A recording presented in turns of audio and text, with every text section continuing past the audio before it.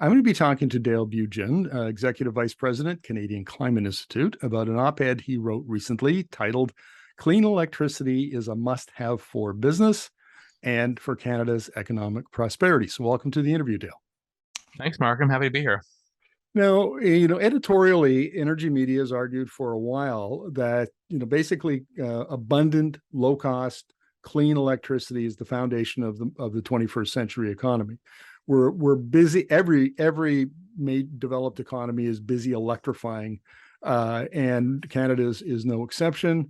And you have argued in this op-ed that if we don't have it, that there's a penalty, and you use the example of the LG Chem's decision not to invest in a battery plant in Windsor, Ontario, because the region couldn't supply the electricity. Is that kind of the risk here for the Canadian business community?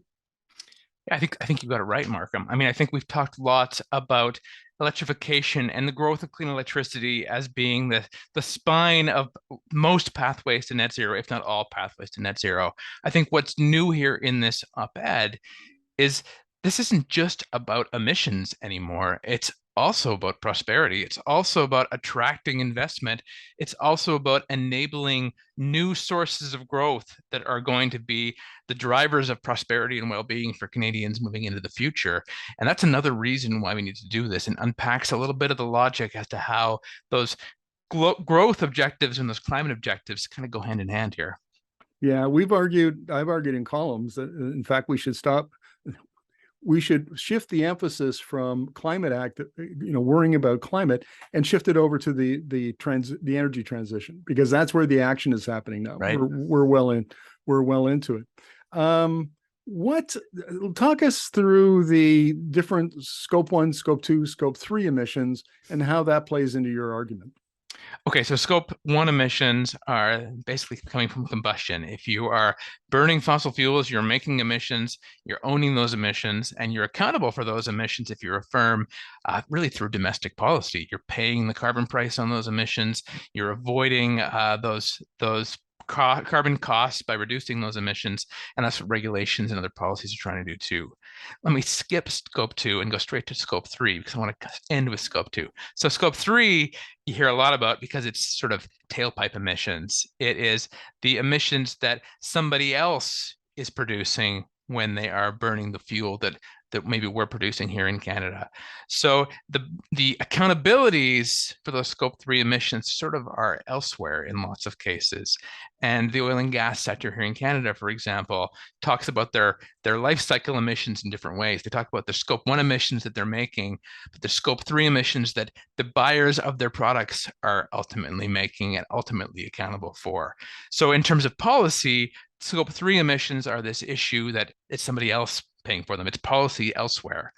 Scope 2 is where I wanted to get to, and I apologize for being slow to get there. But scope 2 is sort of these indirect emissions, that emissions are embedded in energy and especially in electricity. And I think the op-ed is really saying we haven't paid enough attention to scope 2, and there's some unique twists and some interesting implications there that are worth unpacking. Well, here's an implication, and I brought up the issue or the example of LG Chem and its battery plant in Windsor. But let's talk about Ontario, because Ontario, while it has nuclear power, it dominates there.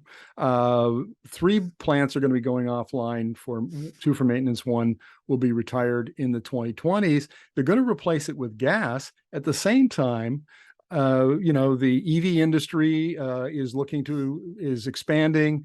Ontario would be a logical, refit the existing auto plants and so they can produce EVs.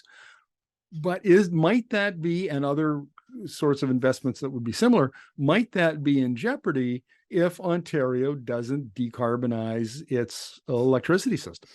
Yeah, I think that's the central premise of this piece, this idea that investors care about all 3 scope emissions these days. As we get into the era of sustainable finance, where we are moving towards disclosure of all those scope emissions and all those emissions risks, they take different forms. Investors in new projects care, and including scope 2.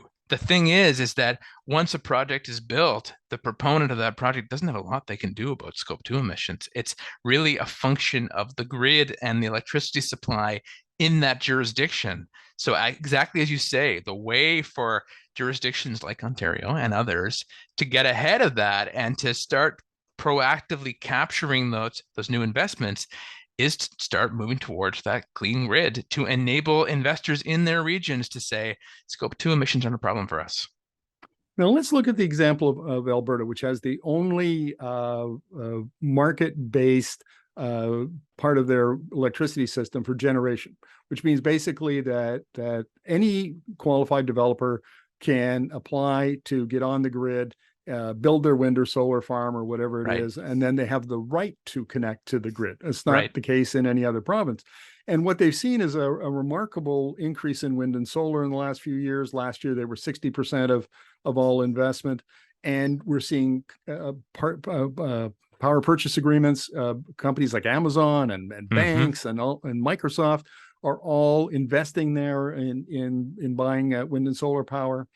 And it seems like Alberta has a big competitive advantage in doing that, but they're really not taking advantage. There's no industrial policy around it. There's really no, marketing. There's none of that. It's happening organically, but maybe it could happen a lot quicker and more profoundly if it was a matter of government policy.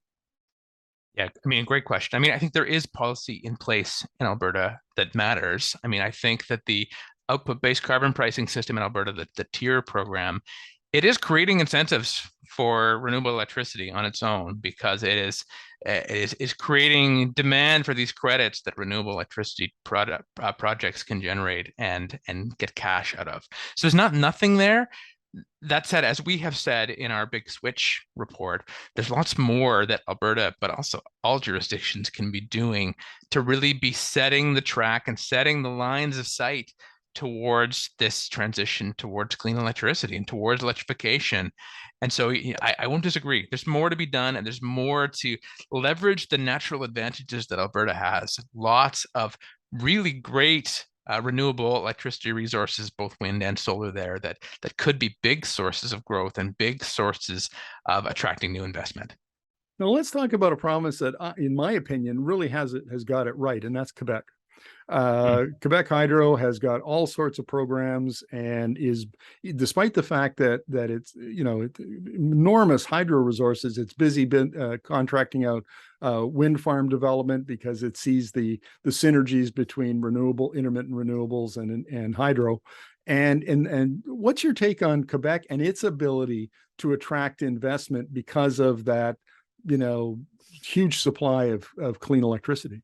I mean, as you say, they've got the natural advantage that makes it all easier, right? I mean, the challenge with building these electricity systems consistent with net zero, we need to make them bigger, we need to make them cleaner, we need to make them smarter, and that smarter really matters in this context. It's about making sure that we can make the system be able to provide electricity not just in aggregate, but when it is needed most. And Hydro-Quebec's big resource, big battery that essentially they can turn up those dams off and on, can exactly backstop the intermittent wind and solar whenever it needs to. So they're starting in a different place and they're starting with an advantage. It is easier to make it bigger and cleaner in Quebec, or make it bigger when it's already cleaner and already close to smarter. Well, let's talk about a hydro province that, in my opinion, is going to have some problems. That's my home province of British Columbia. Now, here, 31 hydroelectric facilities generate most of BC's power. And there's another dam that will be completed in a couple of years, Site C, which will increase power by about 8 or 10%. But if you had to double the power supply, never mind triple, but if you had to double it, you can't build another 31 hydro dams. There aren't going to be, after Site C, there aren't going to be any more. And it's not like BC has great wind and solar resources. It's okay, but maybe offshore, but nobody's talking about offshore. So BC seems to me, that even though the BC government, the current one, has very ambitious plans to attract industry and grow domestic industry, that the ability of the system to expand seems to be a competitive disadvantage. Your take, please.